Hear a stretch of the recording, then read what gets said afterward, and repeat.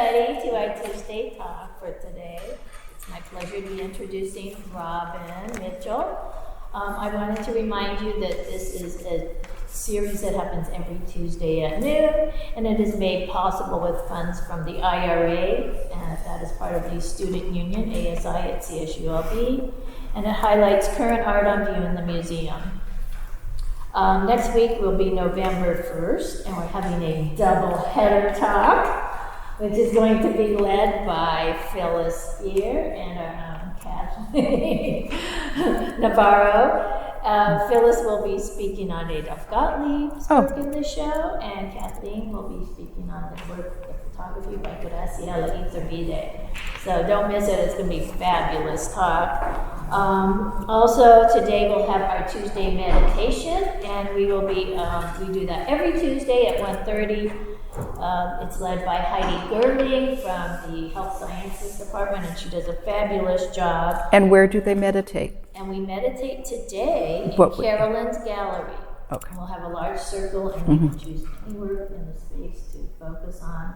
And believe me, there's a lot of fun stuff in there. I also want to give the land acknowledgement for the campus.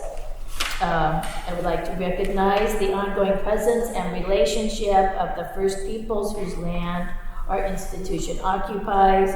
California State University Long Beach is located on the sacred site of the Pavunga.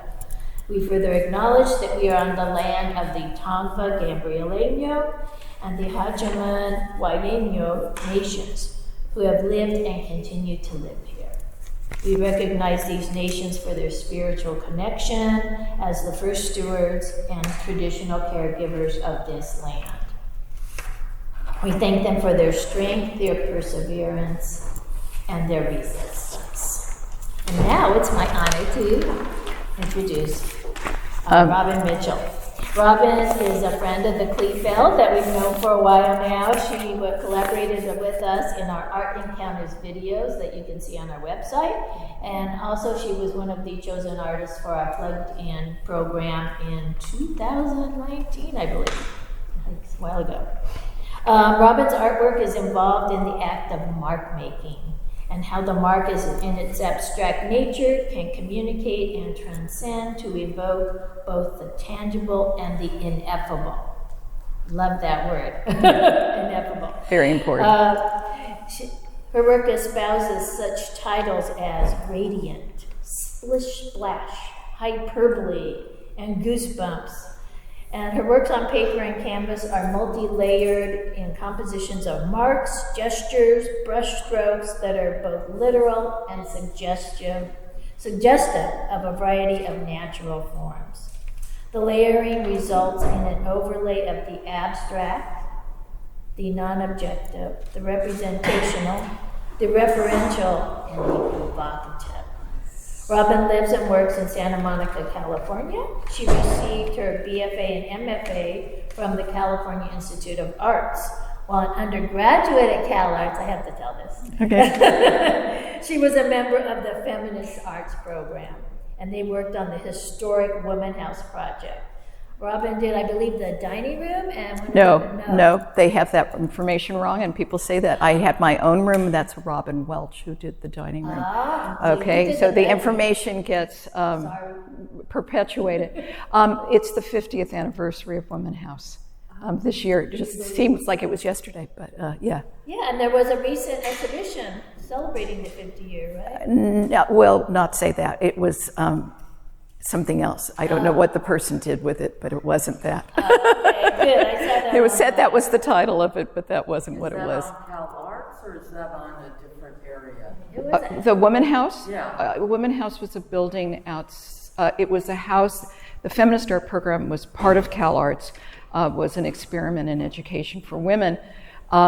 As part of that, we got this old house in downtown Los Angeles that was going to be torn down, and each of the women in the program we restored the house, made it habitable, and each woman got a space to do an artwork in. And it was kind of the beginning of installation art. There was performance there. It was really wonderful experience. It was up for about 4 months, and then the building was torn down. It no longer exists. It only exists in photographs. But there's a lot of interest in it, and seems to be more interest right now than ever before. Which is awesome. That's Yeah. great. Yeah, so please join me in welcoming Robin. Thank you. I'm going to be taking my glasses on and off because I can only see to read with the glasses, but I can't look at you and talk about other things. I want to thank Christina, who's the Curator of Education, and Paul Baker Brindle, the Director, and the staff here at the Kleefeld for bringing me out here and all of the wonderful support that they've given me over time. And I've taught here many times over the years at Cal State Long Beach, so I have a strong connection and affinity to it, and I've seen it change in many ways, and one of the changes is this nice museum. And the Kleefeld purchased this piece, which is called Boutonniere. You know what a boutonniere is? It's a flower in the lapel. And Christina mentioned some things that she's taken from my statement that I was going to read to you. But I want to tell you that I believe that anybody can look at any work of art and understand it on an incredible level. Any information that you learn, can you hear me? Yeah, any information that you learn about it only adds to your appreciation. I think most people are a little nervous about, I don't get it, I'm not seeing it, I don't know what's going on. And I hope that I can talk to you about this piece and help to illuminate it, especially since you're docents. And I appreciate you volunteering to do this. It's a great learning experience for you, and it really helps so many people that come here. I'm going to read a little bit. This painting is from 2016. I've been making art my whole life, so there's a lot of paintings before it, a lot of paintings after it. And it's kind of in the middle, and to talk about one individual work, my druthers would be, I'm much more interested in any artist's whole body of work, the choices that they make, the things they choose not to do, how their work changes over the years. And so any individual work stands on its own, but it's the whole body of work that really becomes interesting. And in so many ways, but we also, there's many different ways of looking. I see this painting, and I see it as a painter, I see it as an artist, and I also see it as audience. You come with your own range of experience as audience to look at it and may see completely different things than what I intend or what I'll talk to you about. As Christina started this, but I'm going to elaborate a little bit more. My artwork is involved with the act of mark making and how the mark in its abstract nature can communicate and transcend to evoke both the tangible and the ineffable.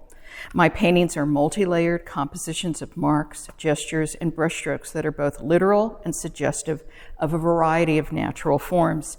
This layering results in an overlap of the abstract, the non-objective, the representational, the referential, and the evocative.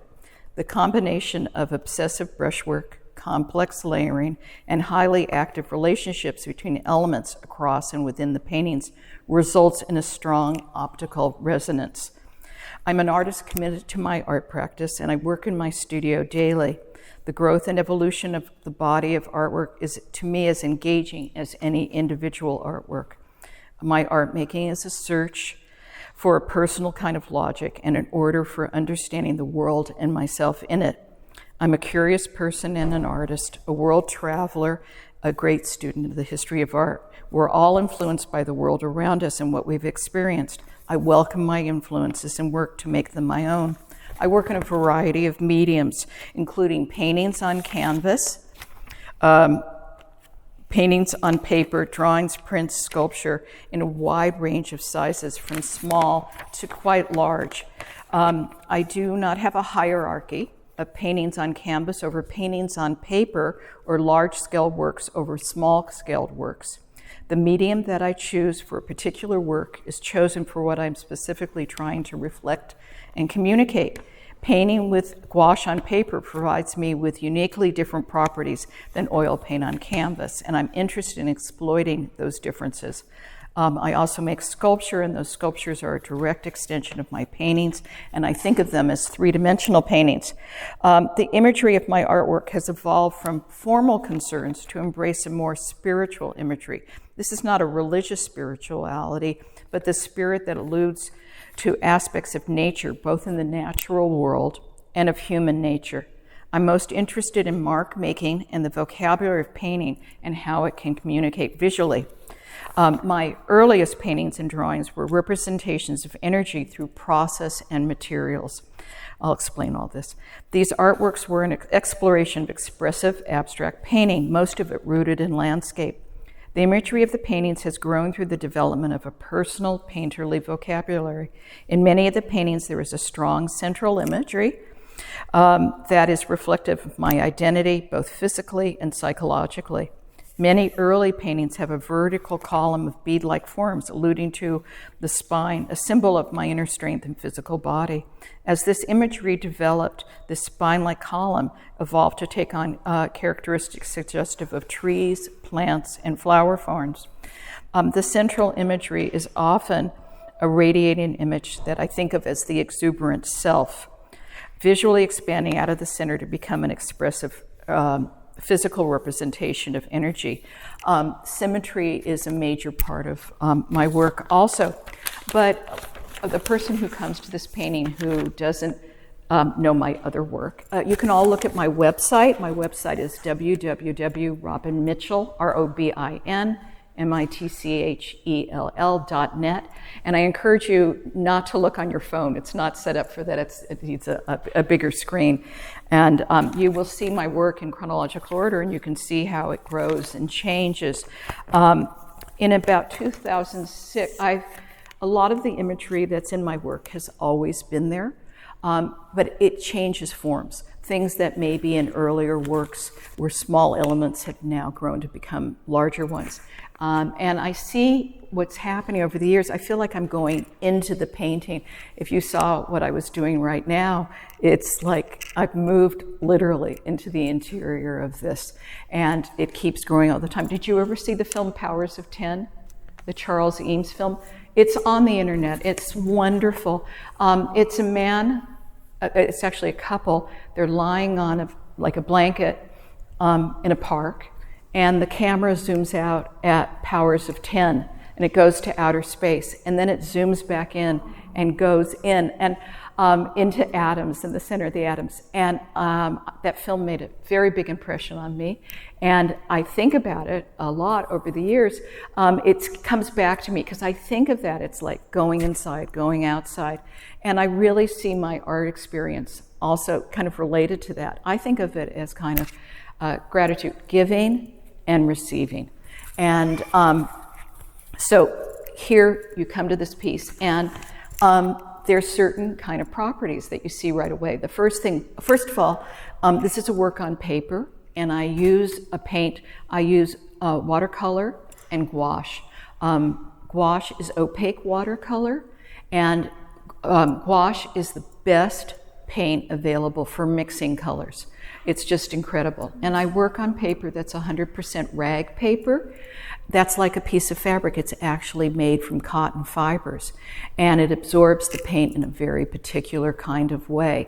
That's different, and I talked about that before. Oil paint doesn't absorb. It's on top, and you build it up. So it can become a lot more physical and has different properties.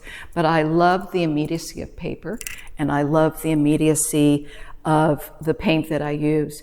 You learn color by using color, and it's fascinating for me to watch over the years and see how my color changes and grows from each work. My mother's a painter also, and I would notice how with seasons her work would change color and style. Because I use watercolor and because I use gouache, they're water-soluble paints. And unlike acrylic paint, which use water as medium, these are water-soluble always. So if I spilled on it, it would reactivate again. And I'm actually doing that in the work I'm doing right now. I'm spraying water, and I'm doing things to get it to kind of puddle and move around in my most recent paintings. But you have to protect it. So it's framed, And this piece would normally be hung on the wall in the gallery. And the way I frame it is the hopes that the frame will disappear into the wall and that you'll just see the piece. Putting on the easel changes the nature, besides that it's not straight up and down. So the paint that I use affords me incredible color. I had an interesting experience with the artist John Nava recently. Do you know John Nava's work? John Nava did the tapestries of all the figures, the saints, that's at the new cathedral in downtown Los Angeles. He's a representational painter, and I was in an exhibit at the Vita Art Center in Ventura, and John came up to me and said, "How do you do this?" And I go, "What do you mean?" He goes, "Do you draw it all out first and measure it?" And I said, "No, I sit down, I meditate. I've meditated for many, many years. You have meditation after this. And I do yoga." And I told him it's like a meditation. I sit down, it takes me about 3 hours, and I start and I make a brushstroke and I follow it around. He was mystified. He asked me like 3 times, this is a man who is an artist who can render something so realistically and so beautifully. And he was mystified by how I painted it. I found it quite humorous. So the paint that I use and what I do, I build up layers, and I seem to, throughout the history of my work, have layers. And they seem to be frontal. They seem to have this layering like that. And the work has always been based in marks, mark, line, gesture, brushstrokes. And I was having a conversation with another artist recently, and we love these really cheap brushes that you can get at Blick. They used to have them at Standard Brands. If you remember Standard Brands years ago, they were very reasonable, and you can't control them in a certain way, and we both love that within our work. I have a range of brushes and shapes and styles, and I can build up. One of the nice things about being a mature artist is that I have tremendous resources to pull on at this point. Did any of you come to Kim Abeley's talk last week? Kim is an artist who, she turns everything in her life into a work of art. You saw these drawings that are about a walk. She did a drawing once about going to the market and stuff. Everything that she does. People pull from all kinds of experiences, and I pull from a different range, but build it all the time. We talked about influences just a little bit ago, and when I was a younger artist, still a student, I thought you had to be absolutely, totally original. And I was looking at the work of Picasso, and Picasso every day would go to a museum, an art gallery, a friend's studio, and go home and copy their work. And then he made it his own. You look at Picasso's work, and it feels like he owns certain colors, he owns certain ways of working. And at that point, I realized that when you let your influences in, or at least when I did, my work became far more original. And I pull from all kinds of areas, but I hope that it kind of is internalized and becomes my own in the context, and it becomes the language that I use. The work evolves all the time. I had a teacher who used to talk about a yes, but process. Yes, I really like this, but next time I'm going to start with blue rather than red and see what happens. I used to have a boyfriend who was one of the top mathematicians in the world. And I asked him what was going on in mathematics, and he said they were taking formulas that they knew the answers to, and throwing things in that didn't belong there to see how they permutate it. And I said, that's what artists do all the time. You're constantly investigating. And a few years ago, I was on a panel about abstraction. And I went and talked to different friends of mine who were artists. And it was really interesting to me. My friends who were representational painters all talked about their work in abstract terms and showed me, see this a finger, how they had painted, see this brushstroke? They saw it as this whole system of marks and everything, and saw it in a very abstract way.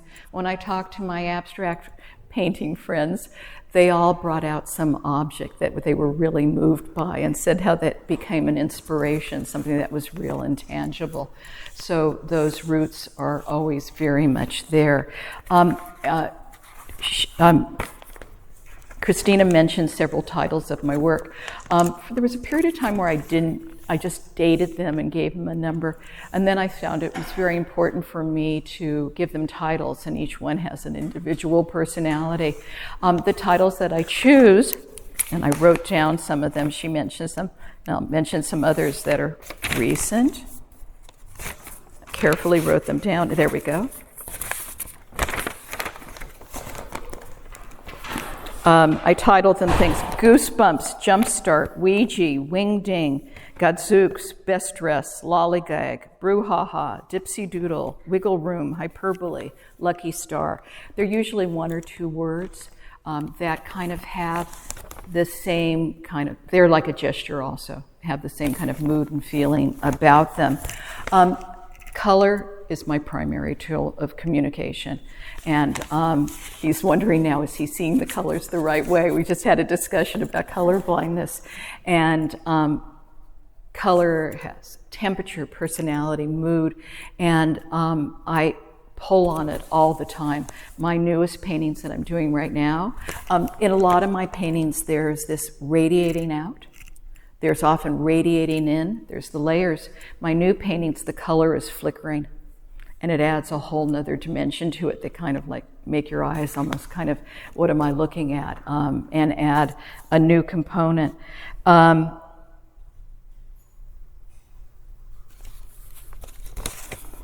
it's abstract. And I have a friend who calls me an abstract symbolist, and I like that. I don't think there's any kind of category. Most artists don't fit into nice, clean categories. We all often go far beyond that, or far into it. And how one sees the work changes all the time. So I'm trying to make a point. But I think abstractly. I've always worked abstractly. And for me, as the word was used before, ineffable, the language of the ineffable, that you can't really put language to or talk about. And I'm interested in the possibilities for it to go beyond language. So, you have questions? Ask me questions. I'm very good at answering any question you'll ask, and I'll tell you if I won't. Yes? Robin, thank you so much for sharing with us today. I am enjoying this so much. But you said, well, it takes me 3 hours. And then you talked about layering. So it takes me a period of time. Each layer takes a day. I have to let it dry, and it goes. And then the little marks, that takes 3 hours. The paintings take a period of time. My oil paintings take me weeks, maybe months. Okay. It's a very different kind of process and builds up. A painting on paper, each layer is a day, and there's thinking time, and that's really important. I'll put stuff out. Sometimes I have built up layers, and I don't right then know how to finish it, and later through another painting, I will find that way that was appropriate for that one. And a lot in the last few years, I've been trying to use colors that make me uncomfortable, that aren't necessarily pretty, that put me off to see what happens, like permutating the mathematic formulas. And the same thing with what might go on. I have to say the pandemic really affected me, and I've done some images. I keep thinking of the word dissembled. That's kind of like these spun out and went wild, and I'm not so sure what to make out of them yet. But it's that kind of feeling. For me, the first year of the pandemic was an extraordinary experience, and I was able to have really private, quiet time in a brand new studio. I had just moved into a studio in January 2020. That's a wonderful space. And then it was very soon after that we all shut down, and it was quiet and private, and I had to stay home and alone, and I loved it. It was my silver lining on that whole year of trauma. And now the world has re-entered again. Did that answer your question? Oh, yeah. Yeah. Other question? Yes. I'd like to take you back to an earlier piece that you worked on, that you participated in, Woman House. Yeah. And can you speak a little bit about that experience, and did that change your trajectory? Oh, well, it had to. I was a student at the time. I had heard Judy Chicago speak on the radio and talk about this program she was going to do, and that she was up in Fresno and bringing it to CalArts. And an artist encouraged me to write her. I told him all about what I'd heard, and I did, and she invited me to come up there, and they knew I was going to CalArts, and they were too, and I was under a pressure campaign to join the program. And I transferred to CalArts. I went to Cal State Northridge for 2 years. I went to UCLA for a year. I always worked in the library when I went to college, and then I transferred to CalArts, got my BFA, and that was the year of the feminist art program, and then I continued on for 2 more years to get my graduate degree. CalArts was an experiment in education. It just opened. It was a brand new school, and it was extraordinary to be there. The people who were there, the whole climate of it, and it was all about experimentation on a grand level, very much in the times and that. The feminist art program was both wonderful and horrible. It was a very challenging experience, and I got tremendous amount from it. One of the things at CalArts was that people came from all over the world to teach and go to school there, and each of them was a different artist. You go into this exhibitions back here, and you'll see that everybody's work is different. How they are an artist, how they think that an artist is, what art is, and all of that changes. So we were asking lots of questions about the history of women's art, what would it look like, what would it be, and out of that grew some publications, and then the Woman House. And at Woman House, it was a really interesting experience. Nobody ever done anything like this before. And so you couldn't help but learning from that and being with all these different people. Judy Chicago likes to direct how things move. And she felt she had very definite ideas of what she thought feminist art should look like. And there wasn't a question of exploring and trying to find what it was that. My room that I did in Woman House, I had what had been a bedroom. I painted the floor, the walls, the ceiling, the furniture in the room, everything in the abstract expressionist kind of gestural brushstrokes that I was using at the time. And I got a lot of flack about that from Judy because it wasn't overtly political on her terms. And in fact, one of the films made about it, I'm not included in. Anais Nin, you know who Anais Nin is, the writer? She came to Woman House one day, and Judy wouldn't let her in my room. And Anais Nin wasn't going to let her stop her, went underneath her and went on in. But over the years, there was another film that I was included in, and the dean of the art school, Paul Brock, whose wife, Miriam Shapiro, was the other director of the program. They were both my mentors and really wonderful.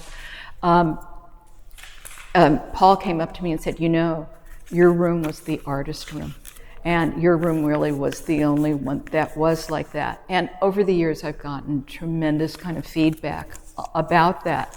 And I'm included in an exhibit that's really interesting. Katie Siegel is an art historian and a curator, and she did an exhibit for the Rose Art Museum in Amherst, Massachusetts at Brandeis about, we learn in school contemporary abstract art came out of Jackson Pollock, and she said, no, let's look at it if it came out of Helen Frankenthaler.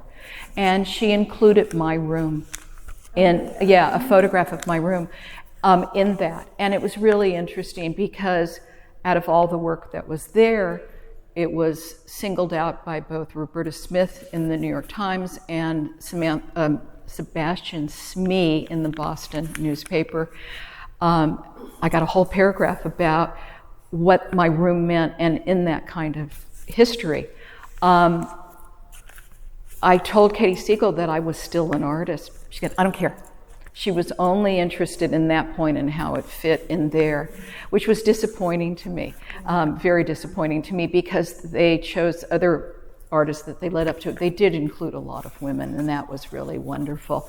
So what's amazing to me is this room that I did as a student resonates still across time, and I get very interesting feedback, people contacting me about it, but it's barely photographed. It was a time before we all had phones and photographed everything.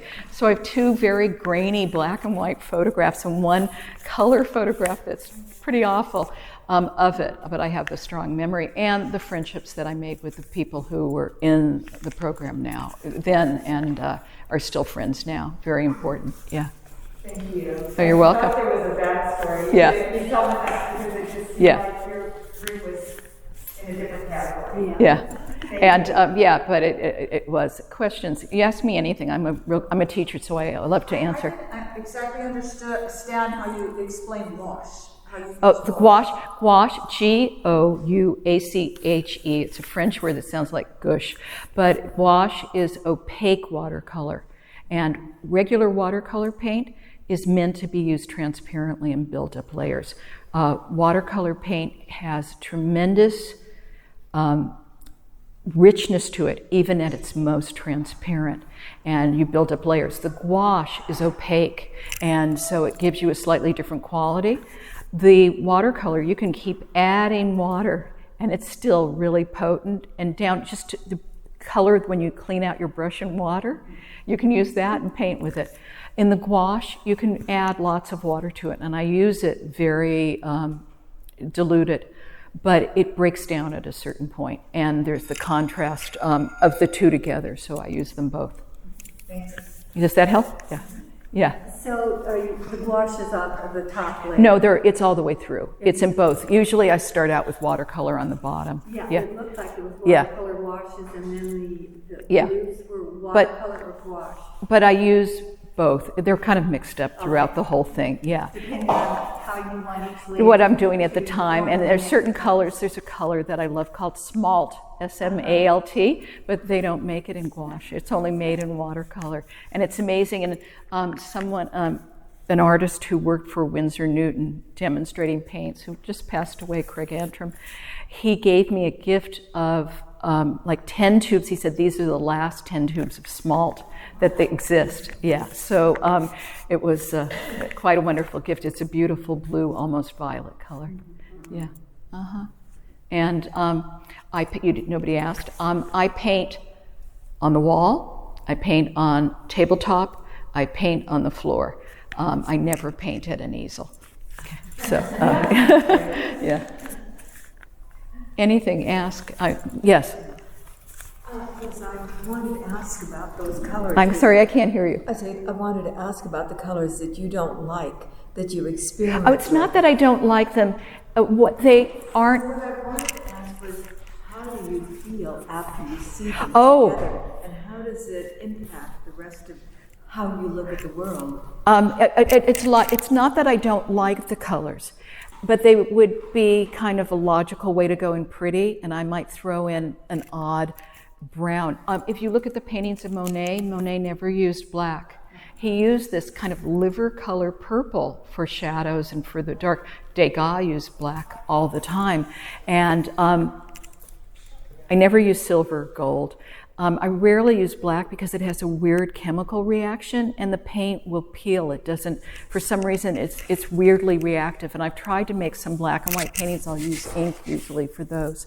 So it's not that I'm using colors I don't like. I want to push it in what's not the most logical, intuitive direction to go, just to see how it might throw things off or open up a new territory. Since you're swimming upstream when you do this, how does it bleed out into the rest of your perception? When you With everything, I believe that we educate our intuition. Everything you see, you do, educates your intuition, and I've learned to trust my intuition, but it's highly educated. I've been a student of art. I love going to museums. My first memory is my mother took me to an art exhibition, and I had a dream that the figures in the painting came to life. And all of that constantly changes. As I said before, I love to travel. I worked in the art library at LA County Art Museum and at the colleges that I went to, and I have an incredible collection of art books. I love to go see art, but I'm also interested in all kinds of things that might surprise you and surprise me, things that come up. And it's interesting, I have a large collection of ethnic jewelry, and I love it. And the question is, am I influenced by it, or am I drawn to it because so it's a constant. That's what I meant about gratitude, giving and receiving, so many things. And we're affected, all of us are affected by the world around us. If it's summer, you're going, and it's hot, very different than being in another kind of climate, community. The friends I have, my friends who are artists, have been my friends for a long, long time because we went to school together, and those friendships are really important. And we've all been very supportive of one another. You had a question. Oh, I was just going to ask if you mentioned you were interested in an artist's body of work and their choices. Is there a way? Is it too simple a question to ask? Could you describe some of the, how your body of work has changed? Well, you can see it, and literally, when you look at my website, you'll see how it goes in. That's what survey exhibitions are about, so you can see an opportunity of what came before and what's coming. And for me, I'm really interested in what's happening in the future. I do like to look at my art, and I can live with it, and that's a good sign to me. It's not just because it's pretty, it's because it constantly resonates. And I have 2 paintings up in my living room. I do yoga with an online teacher, and I see the paintings every day, and they get more interesting to me, these 2 paintings. And a lot of the work, it can resonate within that, yeah. Questions? No? Yes? I have 2 questions. First one, it's really amazing, Robin. When I walked over here, the painting totally changed from where it was. Yeah. And I think that's really fascinating how the lighting and The environment? everything around it changes it. Is that No, that's just one of the things that happens. One of my favorite paintings is Madame Recamier by David that hangs in the Louvre. I saw it as a teenager, blown away by it. In the same room was Whistler's mother, Studies in Grace, and the Mona Lisa at a time when there weren't the crowds. And they've now, I would always go visit, I've been to Paris a lot, and I would always go visit that painting because I just loved it. And and for many reasons I love it. It's been moved to a corridor it's kind of by itself, and it's dark. And I thought, would I be as touched and influenced by this work if I saw where it is now? And a friend of mine, an artist, has an exhibit in Paris right now, and we were just talking. She went to the Louvre, and we were talking about favorite things and going to see them, and how she had a different experience this time than she's had in others. And I always have a different experience. During the first year of the pandemic, there was a film that I watched incessantly. It was a 2020 version of Emma, the Jane Austen story. I loved the color in it. I loved the design. I loved the actors. I loved it. It was a panacea for me. It really helped me get through a lot of that really difficult year. I watched it the other day. I didn't like it. And it was like, what was that? And I think it happens with artwork. Have you been to see the Cy Twombly show at the Getty, which ends this week? Because it's a wonderful show, and it does something really interesting. A lot of people kind of poo-poo Cy Twombly's work. You see a painting here, you see a painting, they go, oh, he's just scribbling. The show is so beautifully curated, and they talk about the influence. He collected antiquities that he would buy in antique markets and stuff, and with the word, how words were involved in his work, and they take you through it. And at the end of the exhibit, it's profound. It's really a profound show, and I'm going to go see it again tomorrow before it leaves. The context created for it has a tremendous amount of influence on any work of art. I made this by itself, seeing it in terms of my own work, or seeing it in a room with people I don't even know or do know, and they're all different. You're going to see it in different ways. You can't help it. I was in an exhibit years ago, large abstract painting, and I'm next to a painting, very realistically rendered photorealism of a naked albino woman being strangled on an oriental rug.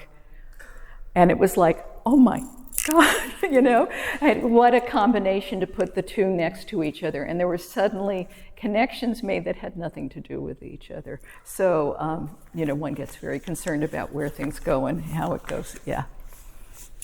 So. My second question is, we are giving tours of the exhibition, and yours is featured on a wall with recent acquisitions. What would you like us to share about your work when we... What care? What would you like us to share? Oh, well, I think that all the things that I covered, especially when you were out of the room, took care of that, and that there's going to be connections made to the other works around it that maybe have nothing to do with it, but how to stand alone. And that's a way to learn. Compare and contrast is one of the best ways to learn about any work of art. How is it different? I often, with my students, will ask them to describe something that's not going on there. It's not black and white. It's not a still life. It's not, and those things become important as much as what it is about. And so those things are very much part of it. And everybody's going to see it differently. You're going to see it differently over time. People are going to see it differently. People are going to walk by it. I don't have a hierarchy about size. They're all primary works to me. But when you walk in the exhibit, there's some really big paintings. They may not have as much going on in them, but they're going to become very strong. And I don't want to be overlooked, but it's very possible to do so. Yeah, my work has a modesty about it, and I hope it does. And I kind of like that. I think in this size, it's kind of like this. It's kind of like my head, my heart. And I do paintings that are, for a long time I did vertical paintings that were my height, and they were abstract. I do some very, very large paintings, and it's more like kind of living in a world. So different things happen because of the size and the scale. Mm-hmm. Yes? I think it's very interesting that you're saying how meditative those little strokes are. Uh-huh. I mean, did you start doing that? Do you always include, a little bit of, do you get in a meditative No, well, I state, have to. or? I can't do it if I know I have to leave and go somewhere. Can't do it if I'm hungry. I sit down in a certain kind of place of mind, and I start, and I often have an idea of how I want the color to progress, because you can see the color changes, and I have ideas. It doesn't always happen that way.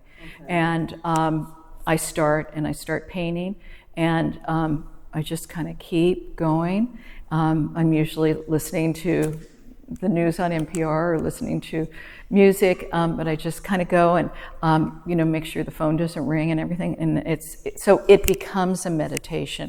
But I think out of my experience of meditation and yoga, definitely feed it. So it goes both ways. Yeah. And have you been using that process before this type of? Yeah, there's in certain things that it does occur at a certain point. Mm-hmm. In 2006, I had some little landscape paintings, and I photographed them and took the image into Photoshop, and I mirrored it, and I mirrored it again, and it became something radically different. And it was not what I was expecting. And I thought, how can I paint these? If I painted the original painting, what would happen? They're symmetrical, but not perfectly symmetrical. I would make a mark here and make a mark there and build it up. And then over time, it began to grow, change, and develop. Since 2006 is a while ago now, all of that work. But there are elements that were in my work from the very beginning. Mm-hmm. And if we had a slide lecture, I'd show you my first drawing is of a chicken, but it's not a chicken walking around a yard. It's a frozen chicken. That my mother was cooking for dinner, which I find very funny. So, yeah. Yes. I'm not sure if you mentioned, but how long did you said you did part of it and then you'd have to wait? I have to it only works if I let the paint dry overnight. It's something, with different paints, they often dry differently than the color that's there. So that's one part of it. But to work on top, so it doesn't reactivate underneath, I usually let it dry overnight. And this whole overlay of color was one sitting. The other parts were over a series of days. Yes. Do you work on one piece at a time, or do you have several things? I work, it goes back and forth. I'll often lay out several things or have something in reserve that I kind of got to a point that I'm still thinking about it. But I'm usually kind of focused on one at a time. But yeah, I found that if I have too many, you start to get confused, and I make notes. I keep a sketchbook and I write notes all the time. Thank you, Robin. Oh, thank you.